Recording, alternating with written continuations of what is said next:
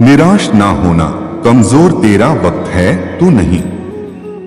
जैसे समुद्र के पार जाने के लिए नाव ही एकमात्र साधन है, वैसे ही स्वर्ग में जाने के लिए सत्य ही एकमात्र सीढ़ी है, कुछ और नहीं। मनुष्य जिस रूप में ईश्वर को याद करता है, ईश्वर भी उसे उसी रूप में दर्शन देते हैं। जिंदगी में हम कितने सही हैं और कितने गलत हैं, यह केवल दो लोग जानते हैं, एक परमात्मा और दूसरी हमारी अंतरात्मा। जीवन में बिना किसी कर्म को किए किसी फल की आशा करना इंसान की सबसे बड़ी भूल होती है। मनुष्य अपने जीवन में जो भी कर्म रूपी बीज बोता है, भविष्य में उसी का फल उसे प्राप्त होता है। मैं श्रेष्ठ हूँ, यह आत्मविश्वास है, लेकिन सिर्फ मैं ही श्रेष्ठ हूँ, यह अहंकार है। क्रोध से उत्पन्न होता है मोह और मोह से स्मृति विभ्रम, स्मृति के भ्रमित होने पर बुद्धि का नाश होता है और बुद्धि के नाश होने से वह मनुष्य नष्ट हो जाता है। मेरा तेरा, छोटा बड़ा, अपना पराया, मन से मिटा दो, फिर सब तुम्हारा है और तुम सबके हो। जिस प्रकार सूर्य उगते ही अंधकार मिट जाता है, उसी प्रकार सही ज्ञान की प्राप्ति से अज्ञान का अंत हो जाता है। खुद को जीवन के योग्य बनाना ही सफलता और सुख का एकमात्र मार्ग है।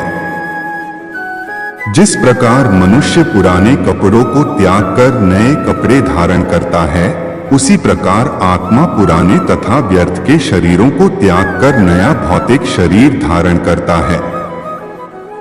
जो मनुष्य अपने कर्मफल प्रति निश्चिंत है और जो अपने कर्तव्य का पालन करता है, वही असली योगी है। मनुष्य अपने विचारों से ऊंचाइयां में भी हो सकता है और खुद को गिरा भी सकता है, क्योंकि हर व्यक्ति खुद का मित्र भी होता है और शत्रु भी। न तो यह शरीर तुम्हारा है और न ही तुम इस शरीर के मालिक हो। यह शरीर 5 तत्वों से बना है, आग, जल, वायु, पृथ्वी और आकाश। एक दिन यह शरीर इन्हीं 5 तत्वों में विलीन हो जाएगा।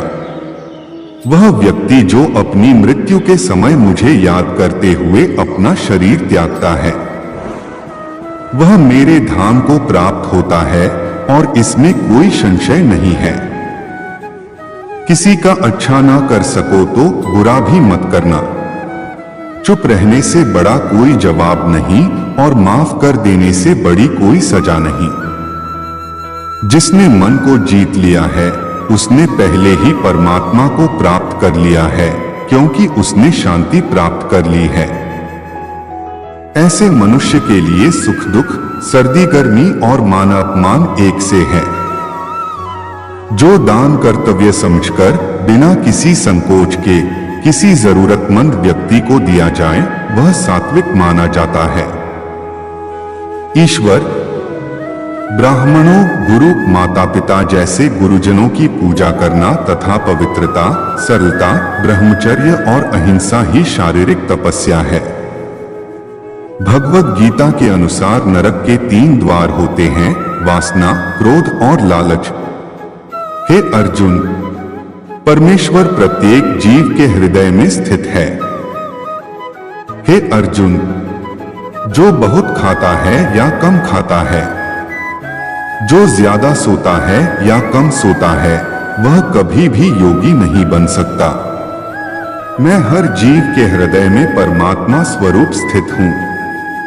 जैसे ही कोई किसी देवता की पूजा करने की इच्छा करता है, मैं उसकी श्रद्धा को स्थिर करता हूँ, जिससे वह उसी विशेष देवता की भक्ति कर सके। जो महापुरुष मन की सब इच्छाओं को त्याग देता है और अपने आप ही में प्रसन्न रहता है, उसको निश्चल बुद्धि कहते हैं। जो विद्वान होते हैं, वो न तो जीवन के लिए और न ही मृत के लिए शोक करते हैं। हे अर्जुन, जो जीवन के मूल्य को जानता हो, इससे उच्चलोक की नहीं अपितु अपयश प्राप्ति होती है। जीवन ना तो भविष्य में है ना अतीत में, जीवन तो इस क्षण में है। वीडियो पसंद आए तो एक लाइक कीजिए और इस चैनल को सब्सक्राइब जरूर कीजिए।